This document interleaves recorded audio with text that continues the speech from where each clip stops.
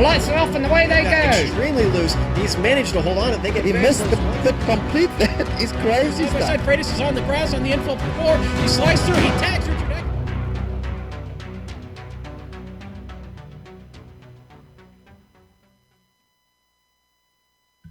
The AOR Formula Renault 2.0 Championship visits Brazil, the birthplace of the Bossa Nova. The phrase literally means new trend, and with one particular driver dominating the first 3 rounds, all the other drivers are hoping that new trend starts this afternoon here at Interlagos. It's round 4 of 12 on the Season 5 schedule, and all the action from both the 40-minute opening feature and the 25-minute sprint that follows can be seen live as it happens here on the Global Sim Racing Channel. Bom dia and welcome to GSRC's Countdown to Green. Soup and Crackers, Bill Soup Zahn and my partner Sean Crackers Ambrose up in the booth all season long to call the action. Turning the knobs and pushing the sliders is the unsung hero of these broadcasts. We couldn't do it without him, Amjad Yaman, armed with camera locations created exclusively for GSRC by its in-house director of photography, Dougie Beard. Over the next 15 Streamy award-worthy minutes, GSRC will bring you all the storylines, all the stats and facts you'll need to fully appreciate the Formula Renault 2.0 Championship round number 4 doubleheader action that will immediately follow. Last time out for round 3 at Road Atlanta, the drivers, fans, and commentators were all expecting the typical AOR doubleheader format, but a bug in the new iRacing build did not allow for the sprint race to be inverted, so that part of the program was rescheduled. More on that a bit later, but what we did see was a driver finally living up to his preseason hype. Michael Mittner qualified 3rd, but was first across the start-finish line to lead lap 1. For the Vector SimSport driver, it was an actual wire-to-wire feature race win, leading all 31 laps. Point leader Gunnar Nienhaus of Carbon Racing qualified 5th, but was 2nd after 5 laps and followed Mittner for the remaining 26 laps to grab 2nd.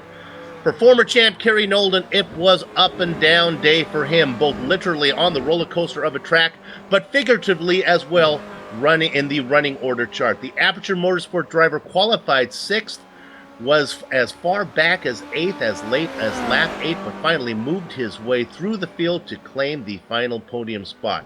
For the winner, Mittner, it was his 2nd win in a row, following up on a sprint race win at Spa. For Nienhaus, in the feature races so far, it's been a pair of wins and a runner-up. Those are the kind of results that get the driver a championship. And for Nolden, his 3rd place was his best result of the season. Okay, now let's talk about the sprint race. It could not be run because of the gremlins in the platform, and the series organizers, in this reporter's opinion, are trying to do the right thing by rescheduling the event. They're trying to find a date and time that work for as many drivers as possible. Obviously, because of real-world obligations, some of those drivers might not be able to participate in the rescheduled event. Some drivers in that situation have called the rescheduling of the event unfair. You know, if time allows in this Countdown to Green, Sean and I will try to explain our thoughts about the differences between something being unfair and unlucky. But Sean, right now, let's put all the organization problems of Atlanta behind us and look forward to Brazil. Soup, we are in the beautiful city of Sao Paulo, Brazil, formerly known as Interlagos. This track, which translated means between lakes. They renamed the track in 1985 after Carlos Pace, F1 race driver, died in a plane crash in 1977. He certainly a very famous Brazilian, and they renamed the facility. Now, they opened this in 1940. They had their first F1 event here in 1972, and they've been the host of the Brazilian Grand Prix, the Formula One Brazilian Grand Prix, since 1990. Now, this 4.3-kilometer circuit, 15 turns today, you're going to see a lot of action there down between turns 6 and 11 on your map there. A lot of fun. It's a stop-and-go, herky-jerky type pace through there. Soup, let's take a ride on board with Amjad Yaman now in the GSRC Formula Renault 2.0.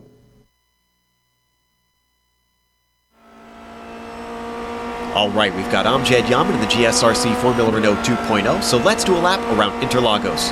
Into the braking for the Senna S, it's going to be very easy for drivers to lock up. The track drops away and requires careful trail braking to be fast. Try to set up a wide entry into the right-hander to give yourself a better launch around the Curva del Sol and eventually onto Reta Oposta. So much of the line around this track requires thinking ahead to determine the optimal path, so the fast guys have likely all done their homework. As we hit the backstretch, this will be a very popular place to pass. The draft, straight line braking, and no switchback means Descida del Lago is really your optimal place to overtake. Watch out for the exit, because the car will like to push wide with the drop in elevation. Switch sides quickly and line up for Ferradura, which is going to be a medium-speed double apexer. It's not as tricky in the high downforce Renault, but will still require precision. From there, turn 8 begins the technical half of the track. The curbs around these hairpins look flat, but don't be tempted to cut them too far. The bottom half of this car is sensitive and can get all kinds of messed up bouncing over the rumble strips. When you hit Pico de Pato, it's another tricky curved braking zone. But the important bit will be setting up a good launch off the turn, since it's going to be flat out for a little bit.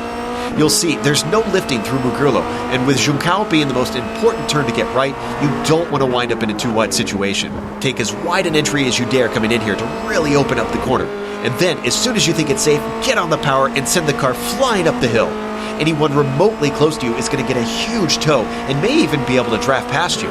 The switchback on turn 1 can make it possible to defend, so expect the battle to carry on. But as you come to the line, you've now finished a lap around Interlagos.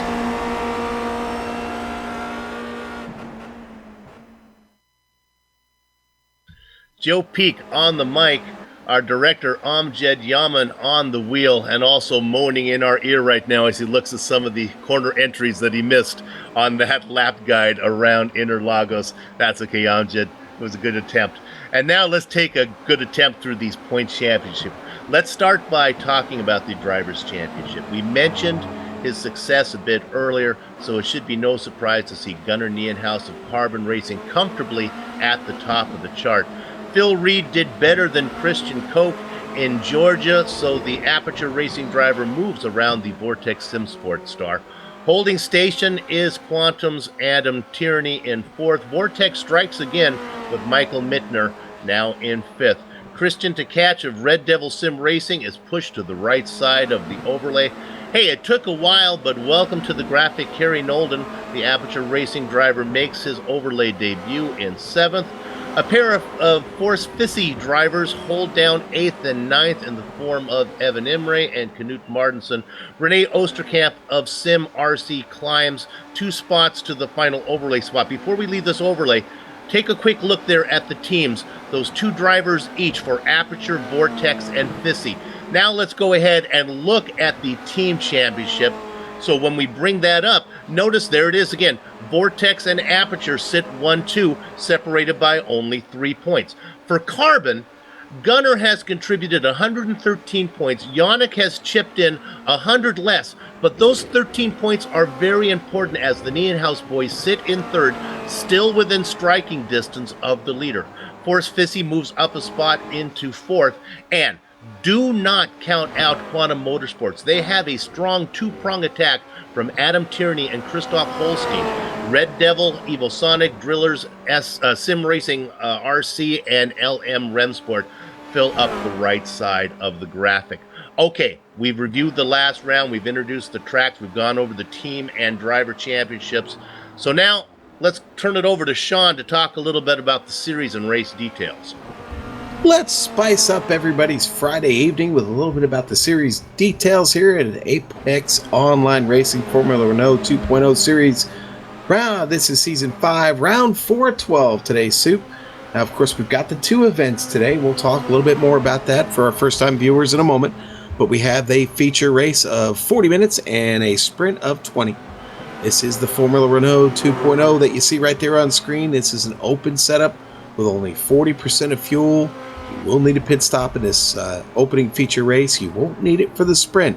Now, again, 2 races per event. Now, the start will be a standing start. That means everybody right there on the grid just before the start-finish line, they will drop the green and go. That means the tires will be cold, so we'll have to keep an eye on that. The trip down into Turn 1 should be interesting today.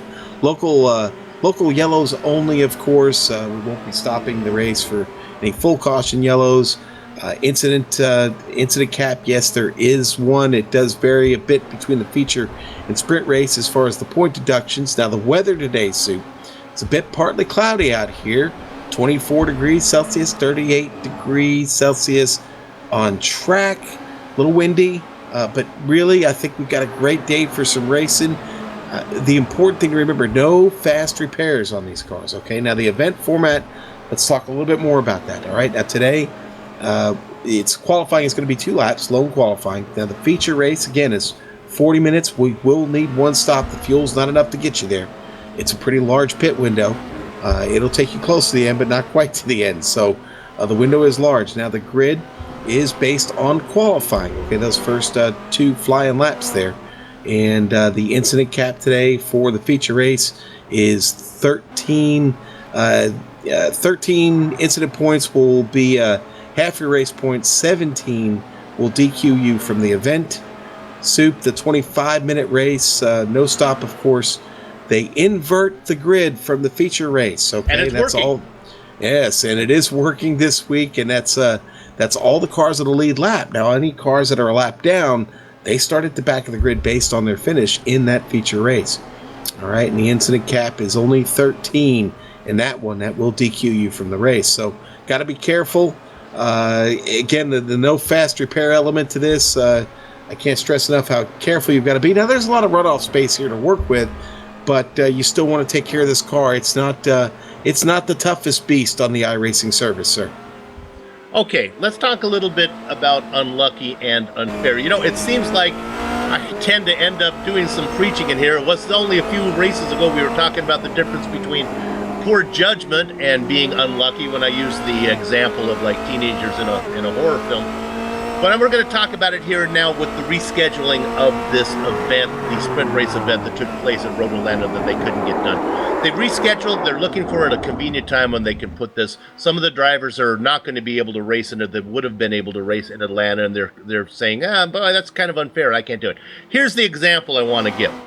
Your girlfriend invites you to a family picnic, and you're off work that day. You're all excited to go. It happens that the day of the picnic, it rains. So the family decides to put it on another day that you cannot go. Now, that's not unfair. That's just unlucky that it rained on that day. And you just have to say, gee, that's the breaks. I can't go. Now, if she decides to take a different guy to the picnic, now that would be unfair. But that's not what's happening here.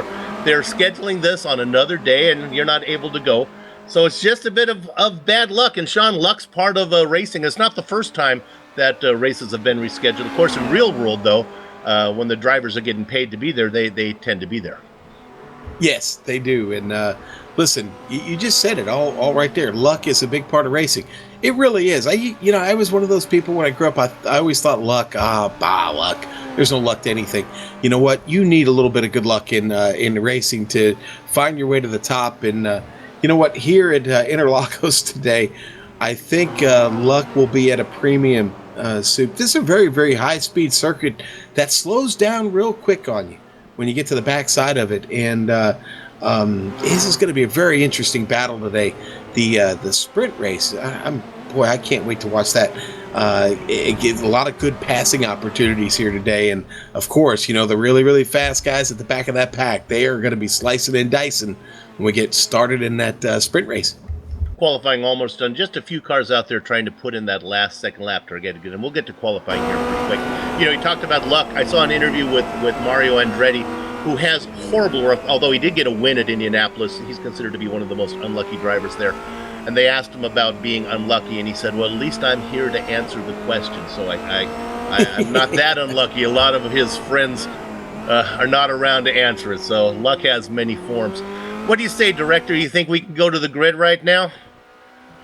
A little early. We're just going to wait a little bit. I can tell you this, though, right now. Look at this. Nienhuis and Reed up on the top. Go ahead, Sean. Got a couple of things to talk about just real quick. Qualifying ban for the feature race for Scott Newton and Gianni Vecchio. And then we've also got some back of grid penalties for the sprint race, but we'll get to that when we get to the sprint race. Right, so they're being penalized in the feature race, so they can't. They'll be qualifying in the back, and then there are lots of drivers that are not going to be able to get the advantage of the regrid. Let's go to the qualifying grid right now, and as we mentioned on the front row, Sean, we'll take it two at a time. Gunnar Nienhuis and Phil Reed. All right, and Christian Tkach. They're in third. Jean-Francois Godin in fourth. Row 3 is Christian Koch and Kerry Nolden. All right, Renee Osterkamp, Christoph Holstein on row 4. And the final row there, Daniel Morris and Ty McLeod. Now we go to row 6, Sean. All right, and that's going to be Lawrence de Rijk in 11th, Jeroen de Cortel in 12th. Here we go. The Baker's Dozen spot goes to Yanni Vecchio and Michael Mittner. Boy, he's been hot lately. Going to start in 14th. Way back right now. Yannick Nienhuis will start 15th. Evan Imre, 16th. Quantum Racing driver Adam Tierney in the 17th spot, just inside of Alain Philippe André. 19th is going to go to Bruno Dometer, and Manuel Hoyer will round out 20. Force Fissy driver in the blackjack spot, Knut Martinson, Lee Robinson outside of him. Okay, Robert Plumley going to start 23rd. Darren Potter, 24th. In the quarter century markets, the Flying V, Stevie Chambers and Luke White outside. Alexander Waldo, 27th. Sarah Dove, 28th today, Bill. Urka Lindstrom and Andy Cowie make up row 15. Okay, and then row 16 is going to be Silvio Hurt and Ben Scott. And we have also Victorio Saltalamacchia in the beginning, inside of row 31, in the 31st position there. Oh, I'm Got those sorry, a I little screwed mixed that up, up there. didn't I, Sue? Now, good to say, looks like Jake Sperry got into the field. He wasn't sure he was going to be there, so it's going to be you and me in the booth here today, Sean. Mark Forte in 35th position there, and we're looking at Scott Newton. Remember, he got that end-of-the-line penalty. No qualifying for him. So we'll keep an eye on Scott as he works his way through the field. His goal probably will just be to stay on the lead lap and get a good inverse spot for the sprint race, try to make up some points right there. Right now, our attention goes to the front, and it's on your point leader, Gunnar Nienhuis, looking to pick up his first championship. Outside of him in the second spot is Phil Reed, qualifying almost a tenth of a second slower. You can hear the engine start to rev up now. The lights are up. The drivers wait for the lights to turn off. Gather up the chickens. Take cover behind the cows because the horses are out of the barn. And sure enough, it is Gunnar Nienhuis leading them into that first turn left-hander. Right behind is Phil Reed. They go 2 by 2 behind. That's Godin on the inside trying to make a move there on Tkach. We have an incident in the back. Oh, a big pile-up. It's involved McLeod. We'll come back and get it later. It involves McLeod. Is one of the cars involved? We'll check into it and we'll get back to it a little bit later in the race. Right now we'll focus on the front. Just give you a few names. There's McLeod involved in that one, as well as Evan Imre, Sue. Evan Imre, thank you. Two that got hooked up. Yes, sir. Couldn't separate the two cars there to figure out who was who. But right now up in front, it's Reed out in front. Nienhuis. Oh, but there was a pass for the lead that I don't know if we caught on screen. Reed is out in front. See if I can go back. Yeah, Reed made that move going through the S's, and we have more contact now. Another driver off. That is Victorio Saltalamacchia has had some trouble as well. Another driver involved, Luke White. So lots of incidents here on the first lap. But out in front, the pass has been made, and this is Phil Reed as he comes around now, what they call up to the pits, heading towards the start finish line. We're going to, Sean, give Phil Reed credit for leading lap number 1. Yeah, good job by Phil to get that away. Here we go, another tip for a pass. Reed does get credit for leading the lap, but not by much, as Nienhuis got the pass made on the inside. So Gunnar back out in front now. Koch off to a good start back here in third, Sue. He's up a couple spots there, already on the attack, and boy, here we go, still fighting into the turn. Yeah, into Interlagos. Despite the fighting that's going on up front, and it continues, those two drivers have really worked their. Now they are side by side. They are very close. Oh, that's right Reed. In the Ferradura. Reed on the outside. Nienhuis in the blue car on the inside. They touch again, and Reed is off, but he saves it. Yes, he does, but he's now fallen into the clutches of Christian Koch right there with him. That's probably the best thing that could have happened to Nienhuis, as he was really, those two guys were fighting very hard, very early. Watch out, though. I think you called it. Koch is fast. I think if Koch can get around Reed, he can challenge, get up there to the front. Watch. Now that- Go ahead. I was going to say that incident with Salty Amakia involved Sarah Dove. She got off course, got back on clean, though, back under power. We've talked about the front three right now. Let's go ahead and inform you on who's behind them. The French-Canadian driver, Jean-François Godin, running in fourth. In fact, he is being challenged right now. Let's look at this. Godin takes the defensive line, moving on the outside as Christian to catch as they go through one side by side. Let's see what kind of run to catch can get. Again, now they work through the Senna S's. Godin is able to fend off, but now here comes a car. That's the yellow car on the inside. He got one, he got two. This is Osterkamp. Osterkamp already got around Nolden. Now Osterkamp is really in a tough position. There's no room for him as he's pinned in with Tkach. He actually gets a little bit of a bump to Godin to get him to go. Osterkamp slides out into Tkach, but he saves it. And then Nolden in the very back. Oh, that's Holstein in the back, yeah. Yeah, and Nolan just pulled off, Sue. Nolan's off and it's taking a tow. Now, our director called it with Nolden. I didn't see Nolden involved in this incident. Oh, he was. It was in the checkup from behind. Yeah, he wasn't on my screen. Sure enough. Oh, he got right into the back of Osterkamp. Yeah. All right, Sean, keep an eye on what's going on there right now. I'm going to go back and we're going to replay the start. We're going to look at this. It was clean to begin with. You can see all the drivers get away clean. Then there was the contact that I can't read my notes. Was it Callie Yeah, McLeod that was there at involved the in back. it?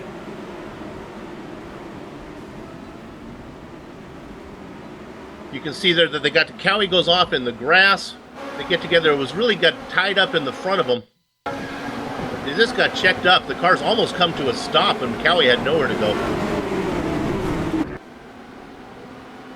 Soup, we got a battle. We got a battle for fourth on screen going on here. Jean-François Godin and Christian to catch there, having a heck of a battle. And Tkach just takes that spot. And you've also got Osterkamp in there. We've got a battle for second up ahead. That's Koch now has finally got the pass made on Reed. Reed drops back to third. We thought that Koch was going to get around him, and he finally did it. So now he's got nobody between him and the leader of Nienhaus, a gap of just over 1 second, so plenty of time for Koch to get there. Reed drops into third. Boy, the excitement in the top 10 has been tough right now. Tkach, Godin, Osterkamp, Holstein running there in seventh. We haven't given much love to this newcomer, Jeroen de Quartel, running in eighth position. Sudden strike to right back there in ninth, and probably the last car in contention still, running in 10th, Daniel Morris.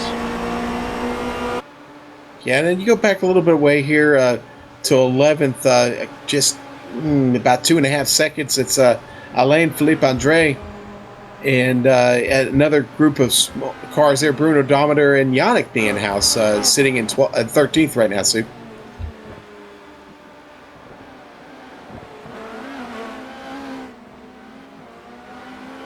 Try to take a peek at how Osterkamp overtaking. Yes, down the straight here into Dolago. On the inside, Godin. Gonna hold that spot from Osterkamp. Osterkamp rides right up on the wing. Gonna look to the outside. Oh, almost made contact there, Sue. My goodness, that was very close. And he continues, and now he's going to get the pass made as they continue on. No, but it's not done. Look at the drive that Godin is going to get on the outside. They continue Cialis bathtubs through these twisty sections. They got to sort it out here in a while. Watching the whole thing back behind is Holstein, and he's being challenged by Quartel. I think you're going to see a chance for an overtake up here up at Junsao. Turn 12, Soup. Watch out here. No, not quite. I thought maybe Osterkamp may try to make the move down there. He didn't. But now he's going to get in his toe here, and let's see what he does up the long straight. I think he's going to have the mood. Listen to this. Godin is going to take the outside line. He's not going to defend. That's going to give the the pass in there as he gets the draft in. Osterkamp moves up into 5th spot. All this battling back here, though, Sean, from 5th back has allowed the drivers 1 through 4 to pull away. It has, yeah. And you also see that blue and green car. That's Christoph Holstein trying to hold off an attack right now from Jeroen Door Cartel. Down into Delago, Cartel on the inside. Watch out, watch out. Lots of action here. This has been a very exciting race, jam-packed full of action so far. We haven't had a chance to go back and check on some of the drivers we want to keep an eye on as we continue to look at this battle for 7th. Look at this going on now. Yeah, Holstein really working hard there on the outside, missing all the action down to the inside. Now he's got the advantage back to the inside here, but still Cortel going to get by and take that position from Holstein, and now he's got to watch out for a sudden strike there, Soup. Right back there in 9th, and then watching the whole thing. Again, we talked about 10th position still being in the hunt. That's Daniel Morris. A great 4-car train. I want to go back and just update to see what's up there. It looks like Nolden is in the pits still. Looks like we lost Nolden. DeVecchio is in the pits. McLeod, Cowie, and White have all called it a day. De Rijk making the move down into turn 1. Getting the position for right now through the center S's.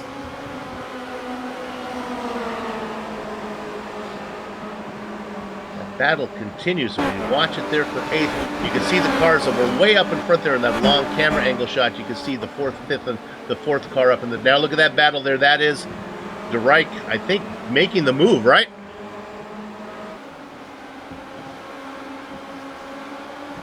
Let's take a quick look at 17th position real quick because this driver's on the move. This is Scott, I guess he's running, Scott Newton. No, Newton. Actually, Soup, I had just picked that up. Oh, Newton, my goodness. Yeah, Newton had big trouble down into turn 1. The car breaks away from him, and he hit the inside retaining wall, destroyed it. Just by the time up on a replay here. I looked for him just to see where he was, and by the time the words came out of my mouth, he had that incident. Nice call, Sean. Yeah, and I had just picked that up on him, actually. You see him, he loses it going down into 1, and it bites hard right into the wall, and he just knocks the whole front end off of it. You're going to see here on board with him. You're flat out right here, Soup, yeah. And you're going to start braking just past that 100 marker, and he might have broken a little bit too much. Remember, he had that end-of-line penalty where he wasn't allowed to qualify due to some being a little naughty at Road Atlanta, so he was hoping to get a lead lap finish. That's now going to cost him not only in this feature race, but he's not going to get the advantage of the regrid in the sprint race that's following. Okay, let's catch our breath a bit as we're looking here at our leader, Gunnar Nienhaus. It's opened up about a 2-second lead on Koch. We thought Koch might have something for him, but that doesn't seem to be the case right now, as Nienhaus seems to be comfortable out there. Koch got around Reed. Reed had a taste of the lead for a little while, but now has fallen back into 3rd spot. About a 1.5 seconds ahead of Christian to catch actually has a chance to catch Reed. A little play on words there. No. Soup, the 10th place car right now, Alain Philippe Andre. You know what? He's coming up through the field, buddy. He just took that position away from Daniel Morris, got himself up here into the top 10, and is coming. He is. His laps are really good right now. He's about a second faster than Holstein up in front of him. He's starting to close the gap on him. Yeah, he's up 7 spots. He qualified, actually 8 spots. He qualified in 18th, now sitting in 10th. Must just not have been comfortable. They only have a couple laps to do it. Maybe had a problem on his first lap, I'm only assuming, and then he had to make sure he had a safe lap on the second one, so didn't have a great qualifying run, but certainly has some good pace, as Sean pointed out, based on those lap times.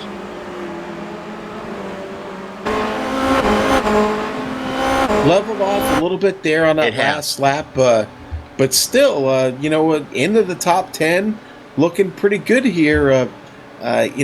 Still got 19 laps left to go, so plenty of time to make up that ground.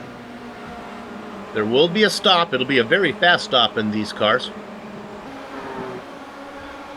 We put a lot of attention up front. I'd like to go back and see if we can find a battle a little farther back in the field. Let's go back to 19th spot. Yeah, oh, this Waldo. is a good one. Waldo, yeah, go ahead, Sean. Waldo and Potter having a really good battle back here, Soup. And you know what? They've been battling pretty much since the beginning of the race. They've been hooked up. That's Waldo out in front now, making a move on the inside. Ooh. Getting very close. That's Potter.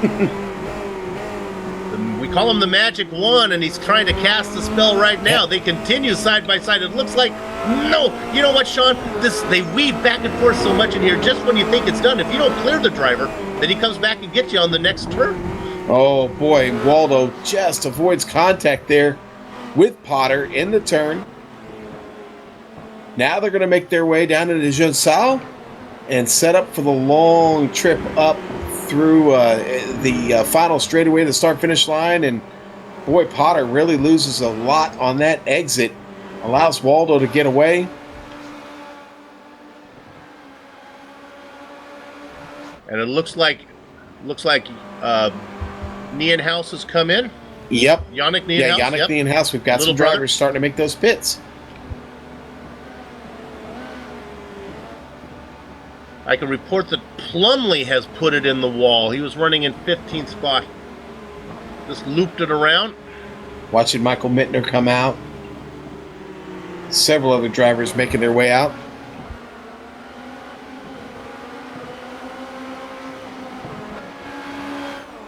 Mittner has not been a real factor so far. He qualified down a little farther than we would expect and has really not been back up in the hunt much. Qualified 14th.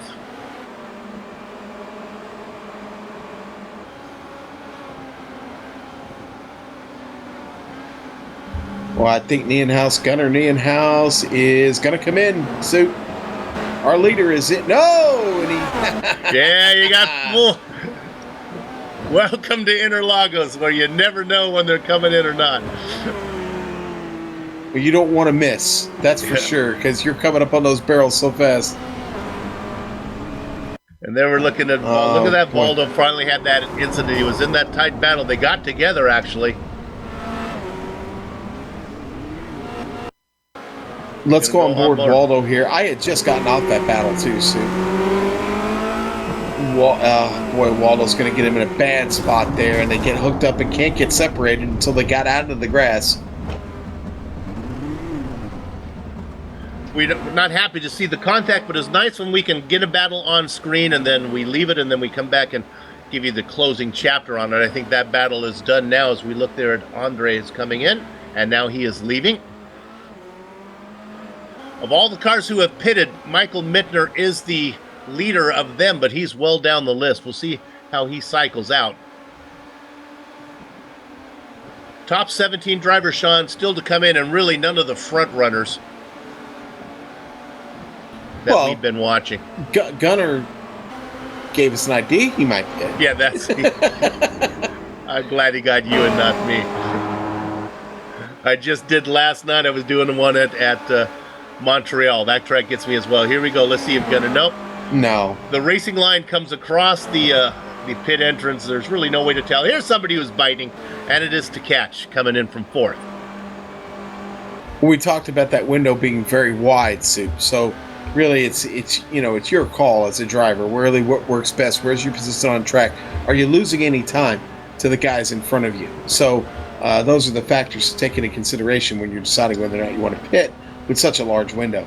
Mittner, who's the leader of all the cars who pitted, just working his way through 12. I don't think he's going to have anything for to catch right now, who's already rolling and coming out yet. To catch clearly going to have a big lead, and he is now the leader of all the cars who have pitted.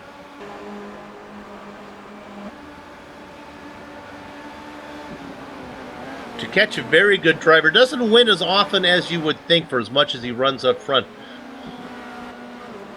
Nienhuis now, boy, once he is separated, I'm talking about Gunnar, once he's separated from the battle with Reed, he's really opened it up. 2.6 seconds now on Coke. Yeah, and just up in front of him, Adam Tierney. And Adam's already been in the pit. Now, Adam Tierney is what's important for him. Is he's still the last car on the lead lap, and Right. he has pace to be a contender if he can hang on to that. And I think he's got a real good chance at it, having already made the pit stop and still remaining on the lead lap. That's a good sign. Question is, can he keep himself here ahead of Gunner? Now, of course, we know Gunner's still got a pit, so Yeah, it's that stop that I think is going to really pretty come close likely to. Tierney going to be able to stay on the lead lap, but he's got to be careful. He has to keep his calm and not freak out when the leader gets to him here. Nienhuis continues to stay out to catch the leader of all the cars who pitted, currently running in 11th spot. Well ahead of the other driver who's pitted, Michael Mittner. Mittner doesn't seem to be hooked up like he has in the past here today, Sean. No, it does seem to be just a bit off. Yeah, I would agree. Soup doesn't quite seem to have that pace. Now, he got it caught up in something on that opening lap. At one point, he had some wing damage. He got that repaired. And sometimes when you get off the bad start, Soup, you just never really recover from it. Nienhuis has made his way around Tierney now, but Adam, don't worry. Gunnar still needs to come in and take that stop.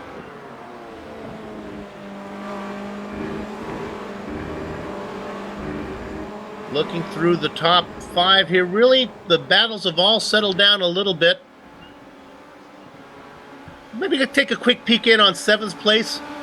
Lawrence de Rijk here running in 7th. He's got a little bit of a lead on Holstein.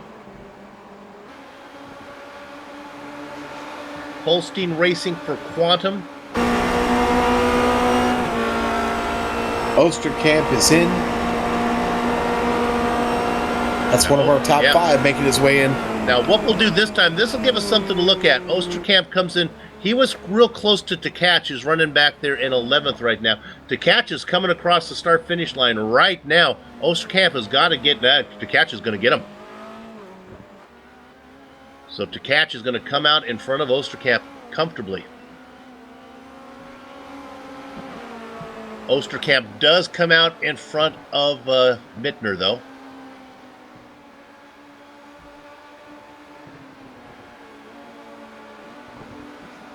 So of the cars who have pitted, it is Tkach, Osterkamp, and Mittner running 1, 2, 3. Top 9 cars still yet to pit. Yeah, still waiting for them to come on in here. And Soup, we're down under that 20-minute mark. So, I mean, we've passed the halfway point. I would say that window is definitely wide open right now for our top 10 who have all yet to pit. I'm sorry, top 9, actually. Christian Tkach at the lead of that group there in 10th right now with that pit stop in his pocket. Now you're looking there at 6th position of de Rijk. Just ahead of him, of a guy who's really been on fire. You mentioned him earlier, and that's Jeroen de Kortel. He's up to 5th. Of course, that's a little bit misleading because I think that might be a result of Tkach coming in. Yeah, we'll see how that plays out when he has to make his stop. But Kortel having a great run. He really is, Soup. He's looked good this whole race. Yep. And you know what? Man, I'm a little surprised. I didn't know he had the speed, but the Scandinavian driver is quick here at Interlagos. He is up 7 spots. Finds himself in the top 5.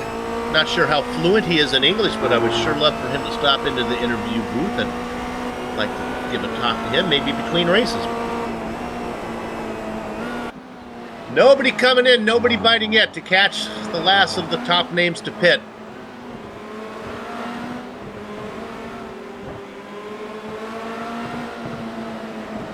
"28 cars on the lead lap right now.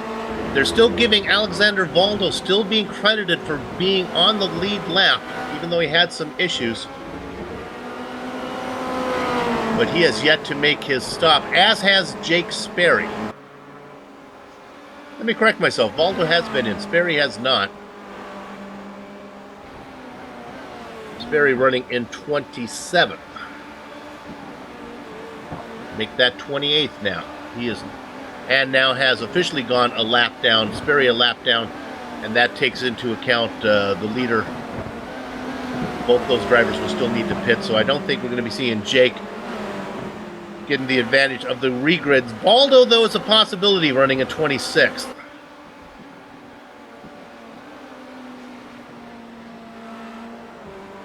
Another driver just up that one spot up in 25th. Knut Martinson really not having.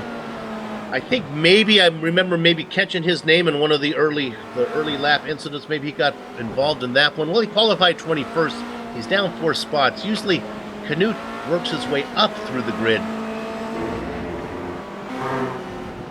His goal right now, like so many other times, is to just stay on the lead lap. Knut has made his stop.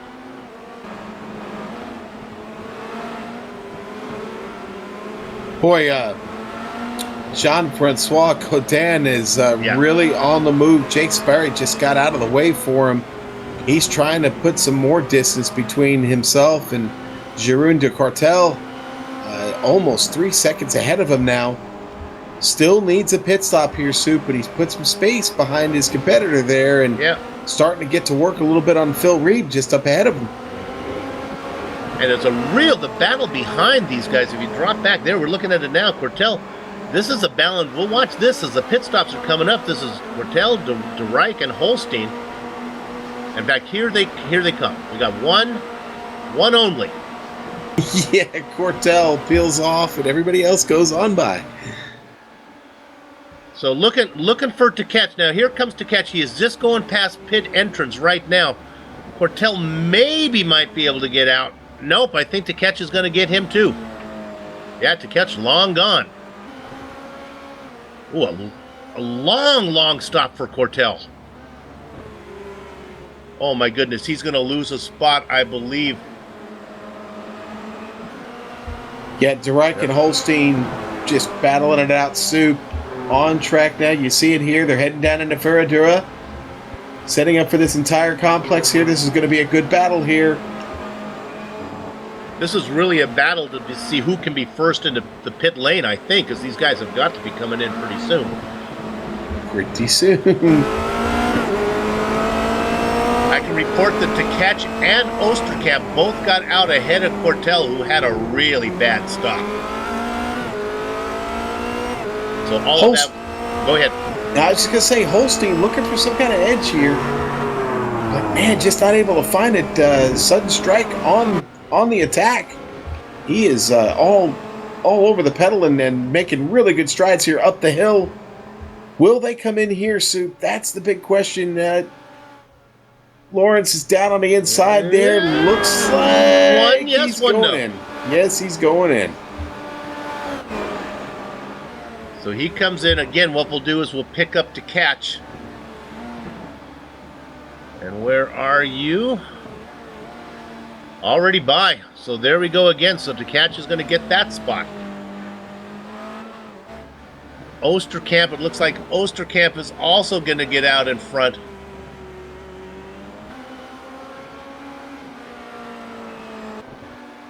De Rijk finally comes out, and he's going to come out behind Lee Robinson. Robinson yet to stop, though. Okay, Tkach sits right now about 22.25 seconds behind the pit delta. It's about just over 20 seconds, Soup. Let's see what happens here for Tkach. You almost got to wonder, but his pit times were legitimate. He was 4.3 compared to 4.4 for Oosterkamp. We talked about Cortel having that bad stop. 9 seconds in his box, twice as long as he should have been. And that is definitely going to hurt. Going to be hard to recover from that with time running out. Leader continues to stay out. Let's see if Koch does as well. Koch stays out as well. Phil Reed also going to stay out. Godin stays out. Holstein, the top five, going around one more time. Holstein flying by Silvio Hurt there. Koch on screen here. We're still waiting for him to make that move. Bruno Dometer coming in pitting from about 7th position. Haven't heard much from him today. The guy we are watching is Christian Tkach. He had a nice stop. He qualified third. He's currently running an 8th. He's the leader of all the cars who have stopped. He's a little slower than our leader. But Sean, I wonder if maybe because our leader's running on a slightly less fuel in the car, I wonder if that might have something to do with it. Oh, it certainly can. Yeah, definitely, Soup.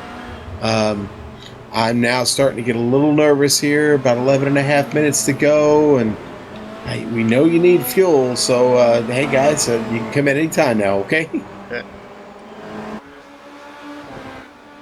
They're going to push it as long as they can, and I guess since traffic isn't a big issue, and here we go, our leaders, and I think they're all going to be coming in now. Nope, we're going to get Sal Talamaki, I got fooled. Yeah, no, Reed stays out. Coke stays out too. Coke stays out too, yep. All right, let's pick up Tkach. He's just coming around the final corner right now, heading out onto the straight, going past pit entrance. Nienhuis is just beginning to roll. Tkach is going to get out there, but Nienhuis is going to get out front first. Cycling out in 5th position, just ahead of Daniel Morris, but Morris is yet to make that stop. Quite a nice gap over Tkach.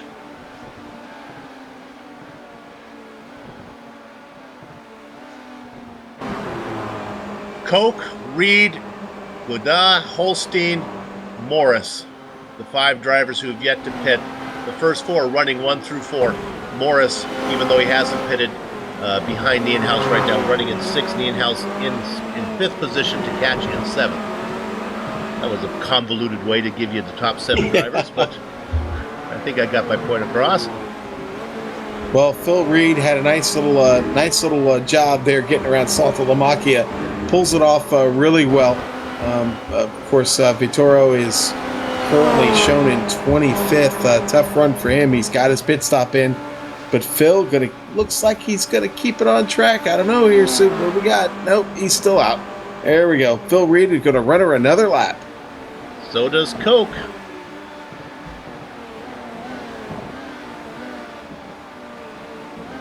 Godin also stays out, so we talked about it being a large pit window. These guys are going to run it as long as they can. Daniel Morris brings it in. He's going to come in from 6th spot.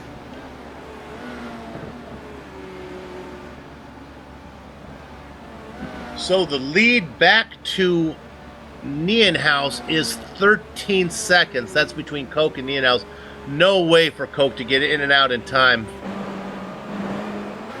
It is about 19 seconds back to Tkach, though. That's maybe doable, but I got to think Christian with a K, we're talking about Tkach, is going to get out in front of Christian with a C, Koch, when they decide to come in. I don't think 19 seconds is doable. It's going to be really tough, Soup. I don't think so either. Osterkamp, third of the cars who have pitted in 24 seconds back. Go ahead, Sean. One thing we haven't talked about is the exit of pit lane and how long it is. It's all downhill. 3 turns through it to get finally to the straight to get you out. That's where you really can cost yourself a lot of time. You've really got to be on point here with your pit stops to even hope to pick up any ground. And for a commentator, it's kind of hard, as here comes our leader, it's kind of hard to figure out how they cycle out, because even though they might start rolling first, oh boy. Woo!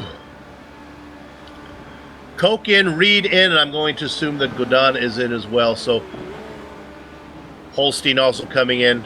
Next car by is Nienhuis. He gets Holstein, he gets Godin, he gets Reed, he gets Koch. Let's see where Tkach is. Tkach is rolling past pit exit right now. Koch is also rolling. This is going to be close. Let's look at Koch. Let's look at Tkach. Tkach has a whole head of steam. Koch trying to get it up. We talked about that long pit exit. He's finally got it rolling right now. Is he going to get out in front of Tkach? I believe he is, Sean. Wow. What a move. Yeah, it's been a good one today, Soup. These guys have really put on quite a show for us. Guys, I look at the circuit right now. We've got cars spread out on every section of it with just 7 minutes to go. Those drivers who all came in there at the very end there that's pitted, they all kind of shuffled their way in. Coke came out in front, but then there was a car on the track that got between him to catch. Reed, who pitted, came out in fourth position, but of course Osterkamp was behind him, who had already pitted early. Then Godin, who came in late. Then De Rijk, who had pitted early. And then Holstein, who pitted late. So I guess it really doesn't matter if you run them long, run them short. Like my mom says, it all comes out in the wash. Or at least you hope it does. Yeah. Well, let's go ahead. Since things have settled down a little bit, I think the battles are not over, though, as we're going to see those guys get together. I got a good battle here for position right now. It's our friend Philippe Andre Alain is on it here all over Manuel Hoyer. And that is a battle for 14th spot. They're looking right now as they Hoyer flying via us. Yeah, look at this. I think he's got a run here. Let's see. This is Andre stalking. Oh, he got a little bit of a wiggle there off the turn. He's going to look to the inside, yeah. They'll have the preferred position. I think this is done and dusted unless Hoyer decides to do like an over and under. But look at this. He can get out in front. He can get his pretty good entry into one.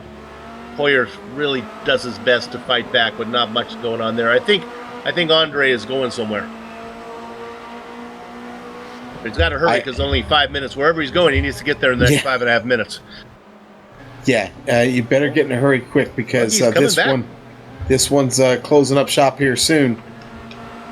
Hoyer not surrendering the Casper there as he's trying to fight back on Andre.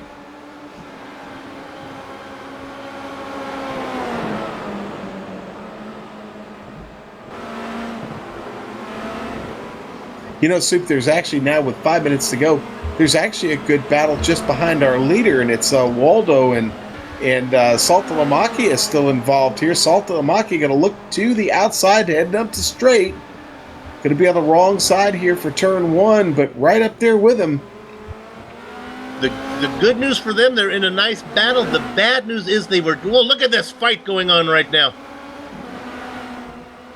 And that was Tierney who was spinning. I think that was behind them, yes? Yeah, it was. Yeah. Tierney spins out of turn one. He was back there in 27th place and has trouble getting the car going again once there's so many cars flying through there.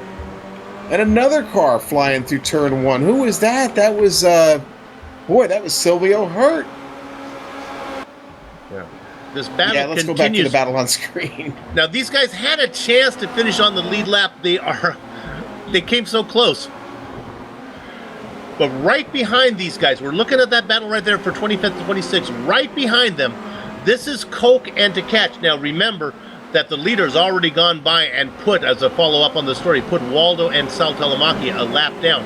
But here comes the battle for P2. Remember, Koch got out first in the pit stop, but to catch has been fast, and now he is running them down. This battle is within car lengths of each other.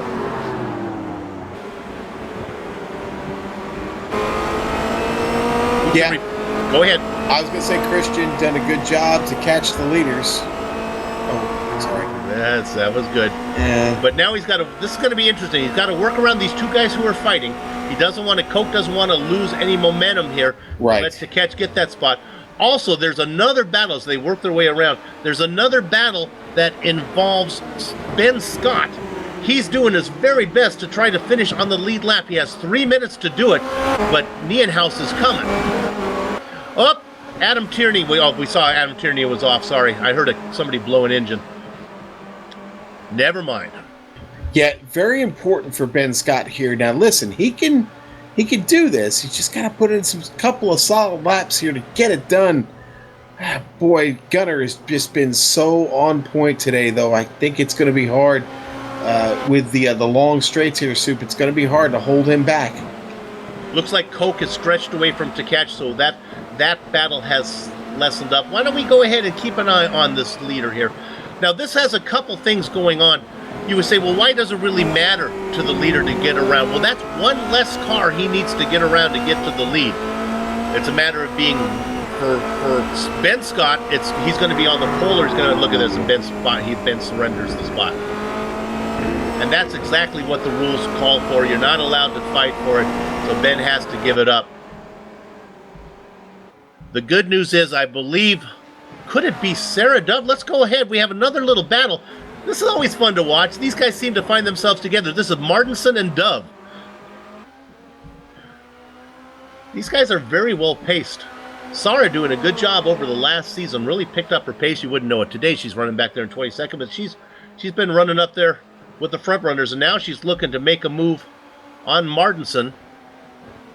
Right now, Dove, I think she's going to be safe, Sean. I think we're looking right there at our front row for the sprint race, Dove and Martinson. It looks like a really good shot to get that done now with a minute and a half left, Soup. Sarah got to be smart here and play nice with new Canute. Talk about risk and reward.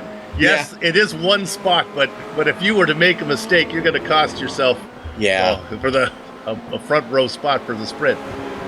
And both of these guys, Dove and Martinson, have both been up front, and they do a good job when they're up there. They have a chance to actually get a win.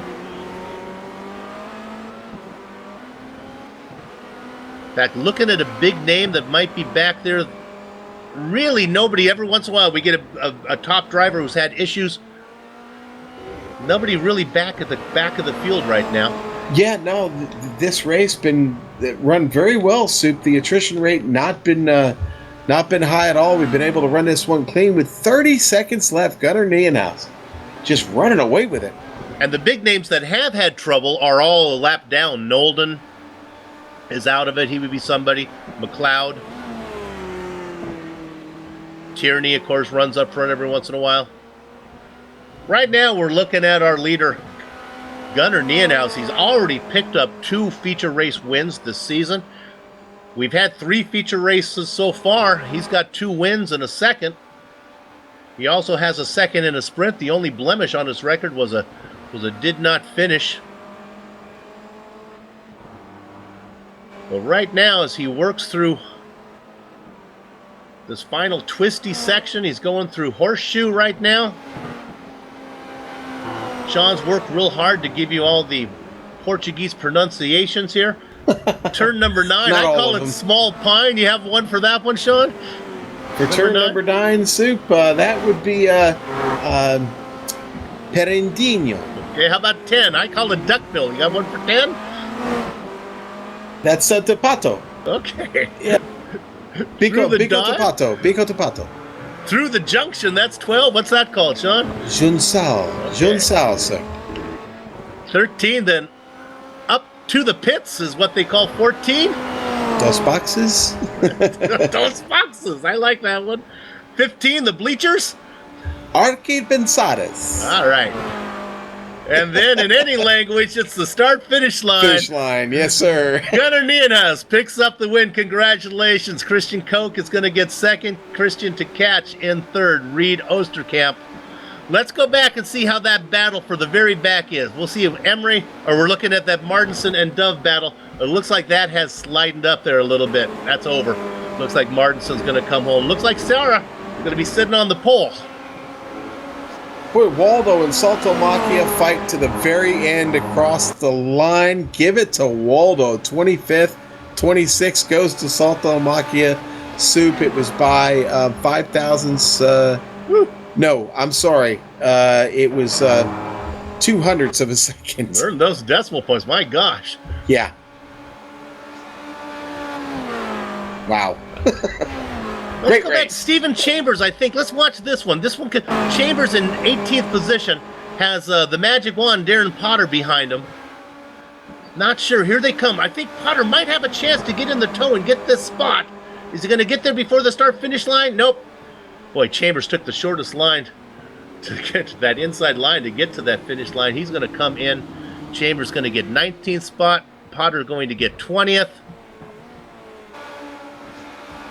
Evan, Rubber Tires Emery, going to come across in the, I believe he's going to finish up in the blackjack position of 21.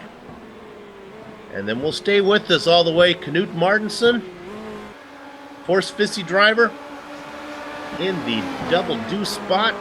Sarah Dove Last car on the lead lap. Look for her on the pole. Okay, what we're going to do right now, we're going to take a quick break, but don't go far. We might come back, do some driver interviews, and we'll run down the entire standings for you before we get ready for the sprint race. Back in a few.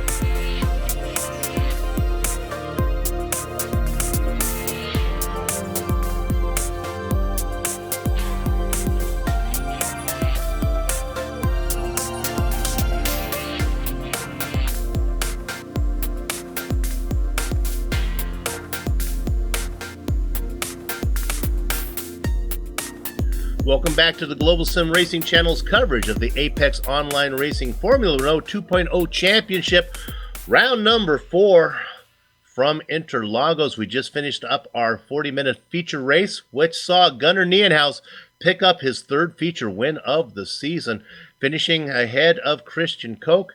Christian to catch tried to make it interesting, but couldn't have anything for Koch. Phil Reed, who's tasted the lead for a little while, going to come home in fourth. Rene Osterkamp in the top 5. Jean-Francois Gaudin in 6th position. 7th, 8th, and 9th goes to Lawrence Sudden, strike to right, Christoph Holstein, and Daniel Morris. Rounding out your top 10, we didn't see much of them. Bruno Dometer. Sean? Well, taking 11th is going to be Jeroen de Cartel, who we talked about.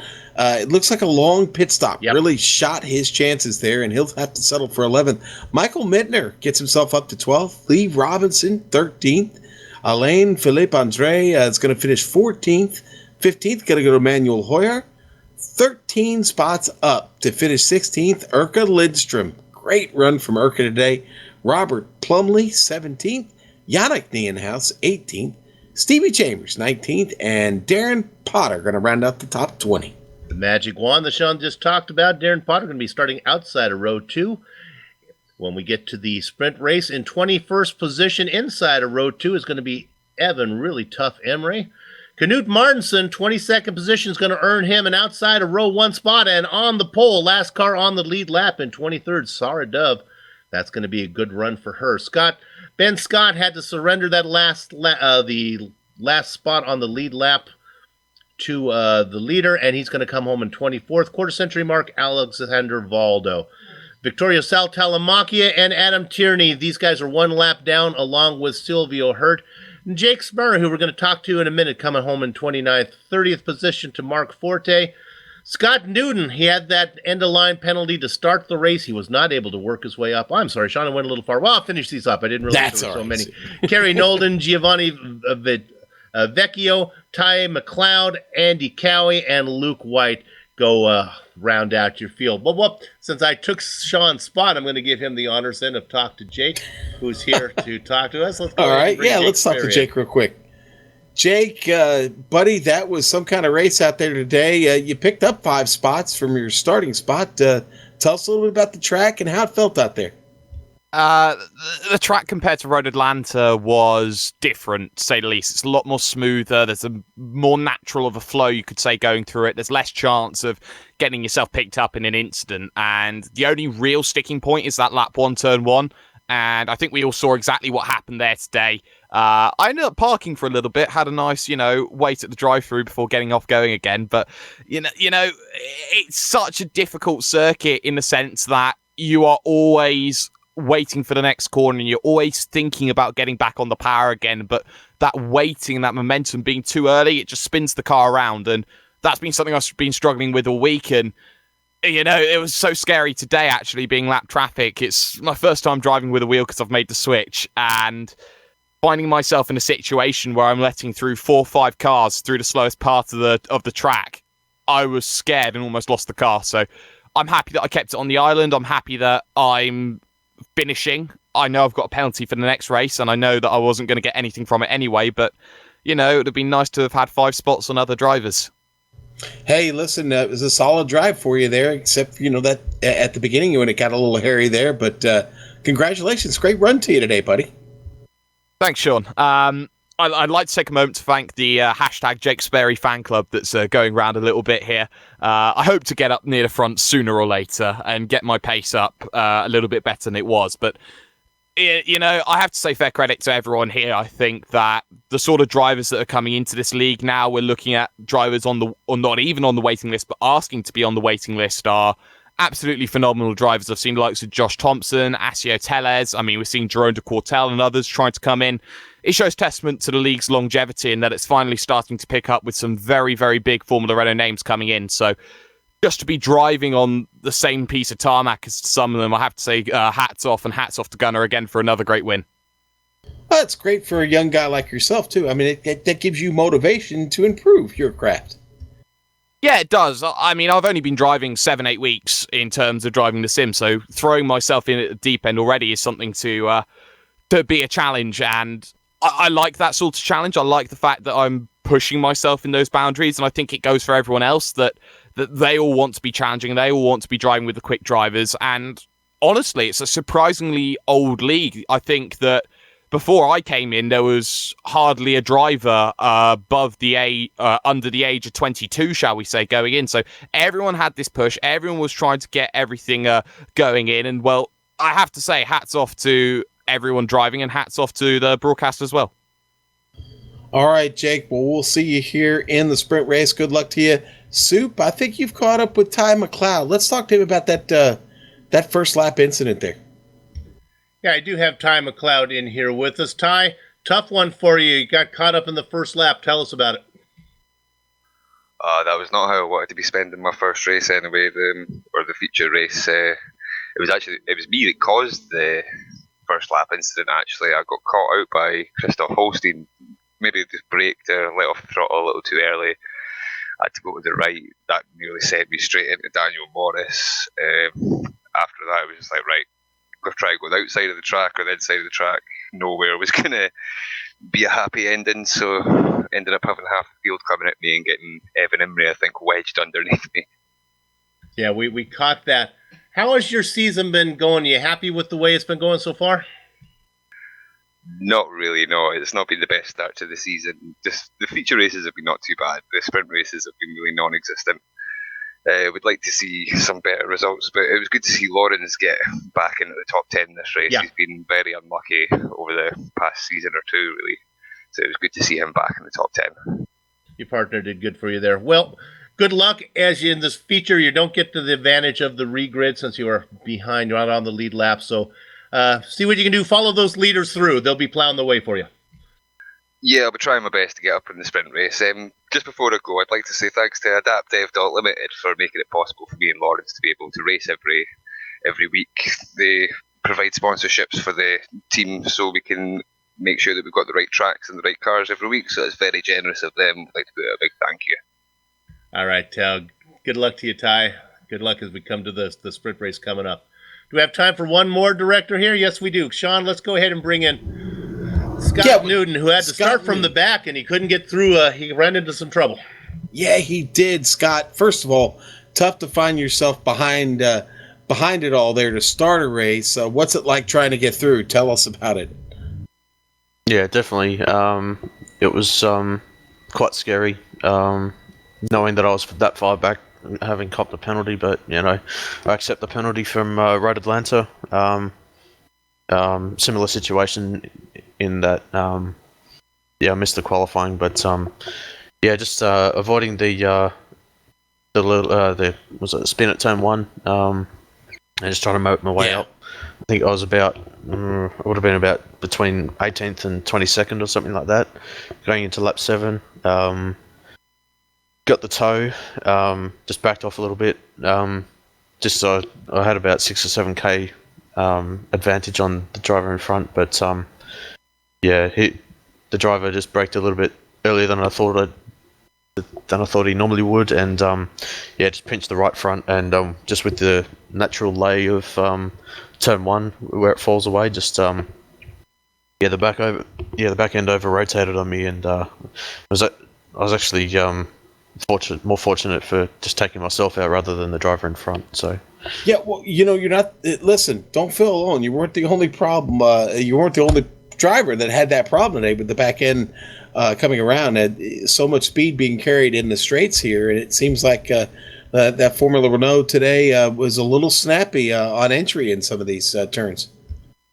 Yeah, normally I run a bit less bias at the front just to get the back end rotated there, but it's even worse just with the draft. Definitely gonna try and go hard for this sprint race, but much more looking forward to the Green Hill next week, just to start from a clean slate, so to say, as with no penalties, and provided I don't get one in the sprint race. And that is right. We go to Green Hill next week, and that's going to be big fun in this car. Have you got any practice laps in there yet? No, not yet. Typically, I don't do well, but having done the official races and all that sort of thing, but definitely looking to turn that around for next week. All right, Scott. Well, listen, buddy, you have a good run here in the sprint race. We wish you the best. We'll keep our eyes on you. Who knows? Maybe with a little bit of luck, we can talk to you here on the podium again. Thanks, Scott. Yeah, no worries. No worries. Cheers, fellas. Okay, 3 drivers interviewed. None of them are going to benefit from the regrid. What we're going to do right now from the Global Sim Racing channel is take a short break. We'll be back in a few to bring you the sprint race. Don't go far.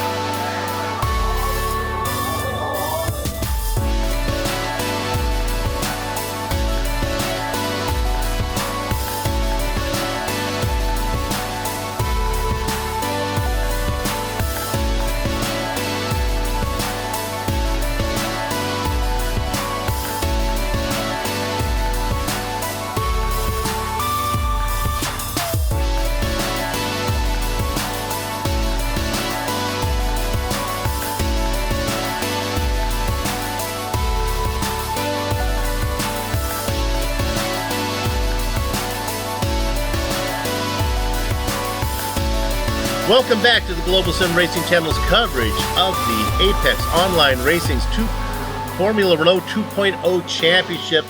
This is round number 4 from Brazil here at Interlagos.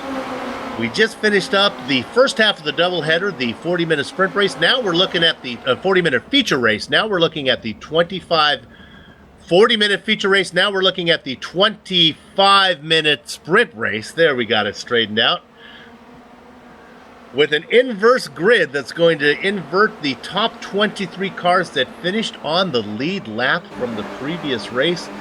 And we're going to see a fun up front, Sean. It's going to be Sarah Dove and Knut Martinsen. Now, it wasn't long ago we went back. Those two guys were running up front in the inverse grid, and they actually got together and took each other out. I look for some good running up there from those two guys. They're experienced drivers. They both know what they're doing. They do. And, I know last season Sarah kind of rose to fame here in the APEC Online Racing League. And you know what? Boy, we could see big things from here tonight. In this 25-lap session, it's all about the start and how clean you get out of turn 1, Sue. Yeah, Sarah gets a lot of attention just because, well, she's unusual because she's one of the few females in the races, but it's really kind of not fair because she deserves a lot of credit for just upping her game. I mean, she deserves that credit no matter her gender, as she is really, really, really competitive now. Looking here at qualifying going on. Go ahead, Sean.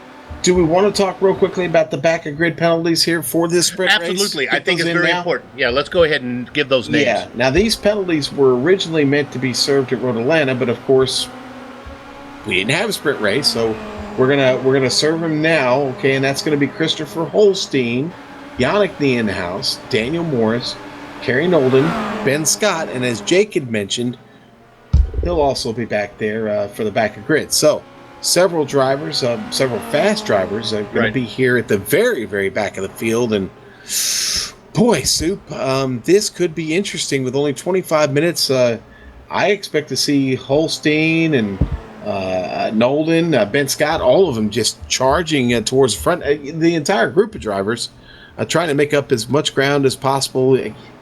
Turn 1, what we saw here in the feature race, it's going to be something to watch out for again here on the sprint race as well, Sue.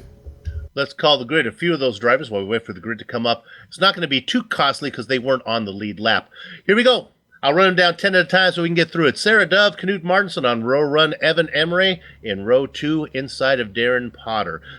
Flying V, Stephen Chambers, and Robert Sugar Plumley in row 3, Urka Lindstrom and Manuel Hoyer, row 4, row 5, Alan Felipe Andre and Lee Robinson. Sean? Okay, Michael Mittner 11th, Jern Cortel 12th, Bruno Dometer 13th, 14th, Sudden Strike to right 15th, going to be Jean-Francois Godin, Rene Osterkamp 16th, Phil Reed 17th, Christian Tkach 18th, 19th, Christian Koch, and 20th, Gunnar Nienhuis. Row 11, Alexander Valdo and Victorio Saltalamacchia. The next row, Adam Tierney and Silvio Hurt. Row 13, Scott Newton and Gianni Vecchio. Ty McLeod and Andy Cowie make up row 14. We get down to we go through the rest of it. Luke Wright, Christoph Holstein, Daniel Morris, Kerry Nolden, Yannick Nienhuis, Ben Scott. I got through them all. And Jake Sperry, gather up the chickens, take cover behind the cows because the horses are out of the barn one more time. And this time, it's not a horse, but a little bird, Sarah Dove, that leads them into the first corner. Knut Martinsen going to tuck in second position. Emre going to drop down in third. Looks good so far. They went 3 wide into 1, and now they're splitting up side by side into 2, and through the center S's. Here they come, all of them, down into Dolago. Battle up for second position as Emre now tucks to the inside. He's going to get that on Martinsen. Martinsen stuck on the high side. That's going to let the magic wand get in there as well. Oh. Darren Potter, what do you got, Sean? De Cortel is off the track there in Dolago. We'll have that bookmark, and we're going to get that when we come back from break before we do driver interviews and the post-race show. But there is a great battle going on all the way through the pack. You can see that. We're looking back there in 6th position. Look at that. It is a mess of cars right now. So stay on board with that battle. It's 2 by 2 out in front, up in the very spot. That's 4th position. That's Martinson being challenged now, and getting the position on the inside is Hoyer behind him. Yeah, it was started with Dometer, and we got another car on its and it keeps going. We're bookmarked that one too. Boy, there are a lot of drivers involved. We'll see if we can get back to it. Yeah, one of the drivers, it was Sudden Strike to Reich is going to call it a day.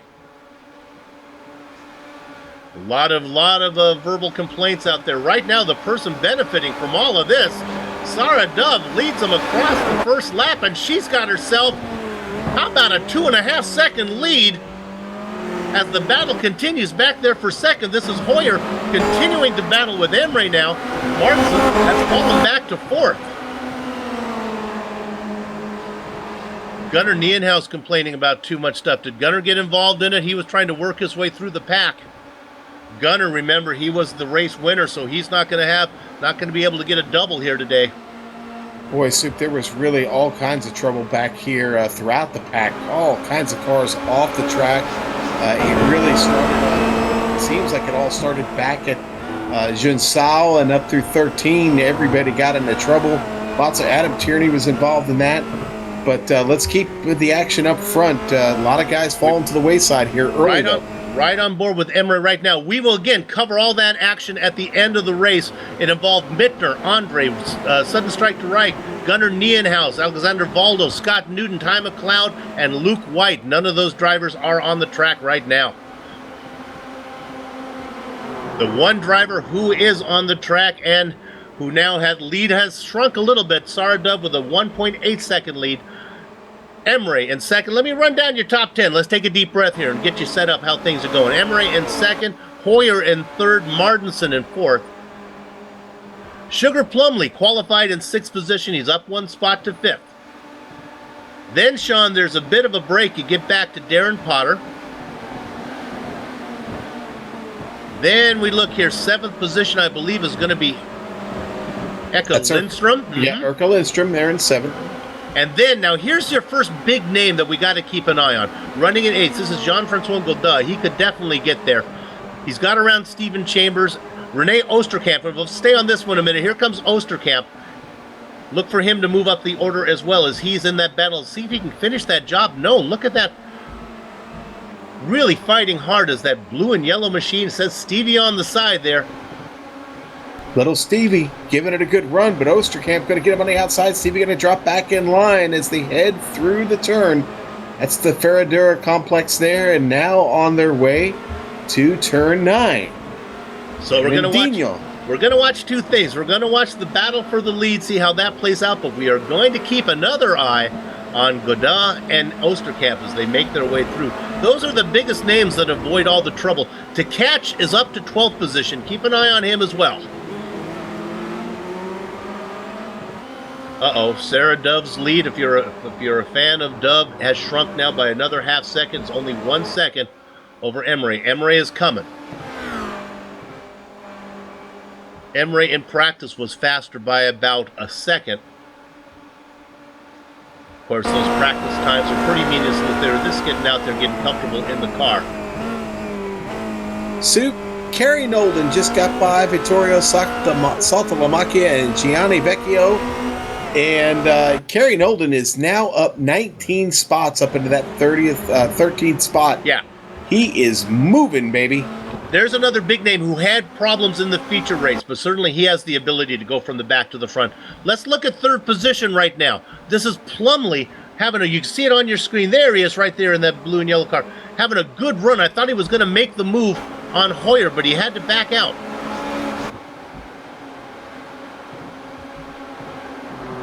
Dove still out in front. It's up by 1.2 seconds. We'll mind that gap for you. We'll go to the lead when it gets close. Right now, a great battle that our director has us on was look at Robert Sugar Plumley running in 4th. He is sandwiched in between Hoyer, who's ahead of him, Knut Martinsen, who's behind him. Now, Martinsen's modus operandi is to just race clean, get a best finish that he can starting up front. He's fallen back to 5th position. They're coming on him. Potter, Lundstrom in here, Godin. Oh, look at this, Godin, Osterkamp now. You can see them in the back. These guys are ready to pick up a couple more victims. Next on the chart up there is Lindstrom. Lindstrom doesn't want any part of that. He'd like to get around Potter. He's telling Darren, you're next to be gobbled up. Potter says, I don't think so. It's 2 by 2 between Potter and Lindstrom, 2 by 2 behind him from the Sharks. On the inside, that's Godin. On the outside, the yellow car is Osterkamp. And they're not either to get either one of them. The Sharks cannot feed yet, Sean. Just behind them feeding is Christian to catch. He just picks up another spot, gets by Lee Robinson. Robinson going to try and fight back here down the straight, but I don't know. Christian's had pretty good pace to get us started. He's got the fastest lap of the race right now. That's great to catch. If he can get clear, well, you cannot. Look at it. Hey, how about a tip of the hat to Lee Robinson fighting back for all he's worth right now. The catch really having to work right now. This is frustrating for these guys because the catch knows he's faster and he could get the win if he could just get rid of Robinson. But Robinson is being very pesky right now. Plumley but you talk about frustrating. Plumley and Martinson really frustrating each other right now, Sue. Oh, Martinson gets off into the curbs, and that's going to slow him down. That's going to let Plumley get that spot. Potter back there now. Potter, of course, in a hurry because coming up behind him are the Sharks of Godin and Osterkamp. Here comes Godin as he's going to make a move. Going to have to do it on the high side. He's going to get no help from the draft right now. He's going to tuck. Look at this. He tucks back in, try to pick up a little bit. I'm not sure. I think the big benefactor here is going to be the yellow car of Osterkamp, who's really going to great tow. He's got a lot of speed, but nowhere to go with it. All right, Godin gets the pass made. And we go back to catch. Oh, and it's contact. Very, very quick contact. They have simultaneous spins, and now we go up to the lead as there's a battle up there. Catch had a simultaneous spins with Chambers. Those guys, and now here comes the pass for the lead. Sarah on the outside. She's going to surrender it, give the new leader to really tough Emre as he moves into the lead.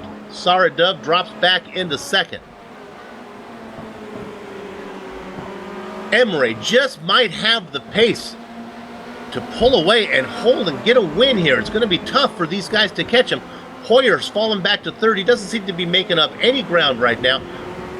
Sarah now, don't give up on Sarah. She can fight right back. She's notorious for coming back after she's been passed. If she can stay close enough here, and she's got a chance here, Sean, if she can get I think she's going to be okay. I was just about to say, Soup, really, all she's got to do is stay close. Set him up for a last lap pass coming up the final straight, and you're good. But again, she's got to stay close, and she's going to have to be consistent to do that. Right now, Evan seems to be the one that's really consistent and in the flow.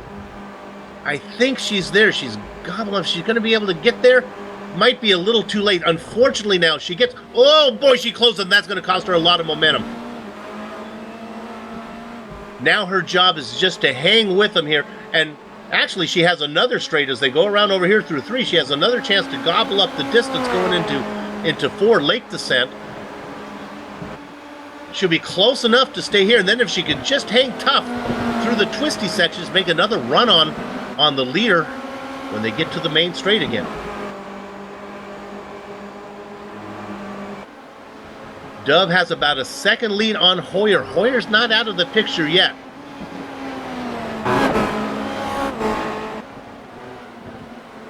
Martinson, I can update you now. Martinson, boy, I love these sprint races, Sean, because there's so many plot lines to cover.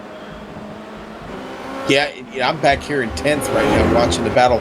Nolden has got himself up to 10th, 22 spots up. He has reeled in Vecchio just in front of him and had just gotten by Urka Lindstrom here about a lap and a half ago.